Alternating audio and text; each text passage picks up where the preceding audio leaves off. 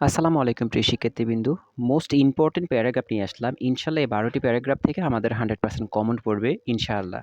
তবে এই প্যারাগ্রাফগুলোর শেষে আমরা কিন্তু উত্তরগুলো দিয়ে দিয়েছি। কিভাবে লিখতে হবে ভালো করে আমার কথাগুলো মনোযোগ দিন। ইনশাআল্লাহ আপনারা আর কোনো প্যারাগ্রাফ নিয়ে টেনশন করতে হবে না। ইনশাআল্লাহ আপনারা দিয়ে আসতে পারবেন। দেখেন এখানে মোস্ট ইম্পোর্টেন্ট প্যারাগ্রাফগুলো দিয়েছি। কষ্ট করে হলেও প্রতিটা প্যারাগ্রাফ থেকে কম করে হলেও ২ থেকে ৩ লাইন করে শিখবেন। আপনাদের জেনুইন যে প্যারাগ্রাফগুলো আছে ওগুলো গাইড থেকে কম করে হলেও ২ থেকে ৩ লাইন লিখবেন। শিখবেন ভালো করে। শিখে আপনারা কি করবেন, আমি শেষে আপনাদেরকে যে টপিকগুলো দিয়েছি, যেভাবে সিস্টেমটা দেখাইছি, ওই সিস্টেমের প্যারাগ্রাফটা ভালো করে শিখে নিবেন। এখানে আমি গুড সাইড এবং ব্যাড সাইড আমি আমার মতো করে সুন্দর করে লিখে দিয়েছি। ইনশাআল্লাহ এগুলো লিখলে আপনারা নাম্বার পাবেন। গুড সাইড, ব্যাড সাইড এবং সায়েন্স সম্পর্কে সবগুলো দিয়ে দিয়েছি। যার যেটা প্রয়োজন আছে অবশ্যই সেটা আপনারা ভালো করে শিখে রাখবেন। এগুলো আপনাদের বিপদের বন্ধু হিসেবে কাজে লাগবে। তো গুড সাইডে যে প্যারাগ্রাফগুলো আছে দেখেন আপনারা ভালো একটা প্যারাগ্রাফ ধরেন ব্যাড সাইডে আমি বলতেছি। ব্যাড সাইডে প্যারাগ্রাফের মধ্যে আপনার ধরেন লোডশেডিং আছে। আপনার লোডশেডিং প্যারাগ্রাফটা আপনাদের গাইড থেকে ২ থেকে ৩ লাইন শিখবেন। তো আপনারা যখন পরীক্ষার হলের মধ্যে এই প্যারাগ্রাফটা দিবেন, তখন কি করবেন? এই প্যারাগ্রাফের ১ম যে লাইনটা আছে, ১ম ২ টা লাইন আপনারা ঠিকমতো লিখবেন বা ১ম ৩ টা লাইন ঠিকমতো লিখবেন। লেখার পরে আপনারা কি করবেন?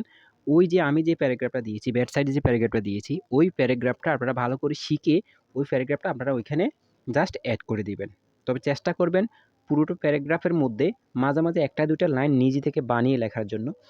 এই সিস্টেমে যদি আপনারা প্যারাগ্রাফগুলো লিখতে পারেন, ইনশাআল্লাহ আপনারা ভালো একটা মার্ক তুলে নিয়ে আসতে পারবেন। ইনশাআল্লাহ আপনারা এখানে নাম্বার কম পাবেন না।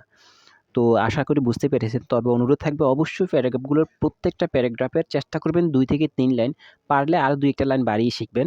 তবে আমাদের গুড সাইড, ব্যাড সাইড এবং সায়েন্সের যে প্যারাগ্রাফগুলো আছে অবশ্যই সেগুলো শিখে নিবেন। এবং দেখেন আপনাদের যে কম্পোজিশন আছে ওই কম্পোজিশনের মধ্যেও আপনারা কিন্তু এগুলো ব্যবহার করতে পারবেন।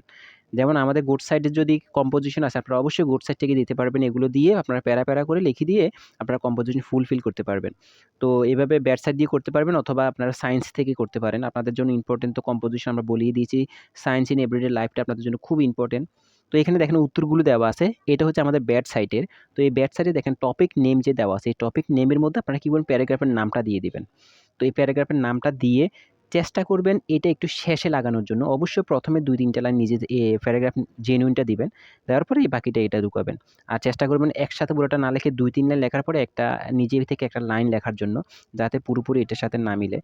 তো চেষ্টা করবেন এভাবে লেখার জন্য আরকি। এখানে গুড সাইড দেওয়া আছে, ব্যাড সাইড দেওয়া আছে এবং সায়েন্স দেওয়া আছে। আপনাদের কাছে অনুরোধ থাকবে যাদের প্যারাগ্রাফ শিখতে ভালো লাগে না বা আপনার এখন পর্যন্ত ভালো করে শিখা হয় না, অনেক প্যারাগ্রাফ শিখতে হয়। তো আপনারা অবশ্যই এই ৩ টা প্যারাগ্রাফ ভালো করে শিখে নিন। এগুলো আপনাদেরকে সব জায়গায় হেল্প করবে ইনশাআল্লাহ। তো আশা করি বুঝতে পেরেছেন। পরবর্তী সকল সাজেশন পেতে আমাদের সঙ্গেই থাকুন। ইনশাআল্লাহ আমাদের সঙ্গে থাকলে আপনাদের অনেক উপকার হবে। আপনার যদি মূল্যবান কোনো মতামত থাকে কমেন্ট করে জানাতে পারেন এবং আমাদের চ্যানেলটিকে সাবস্ক্রাইব করে আমাদের সঙ্গেই থাকবেন। ভালো থাকবেন। আসসালামু আলাইকুম।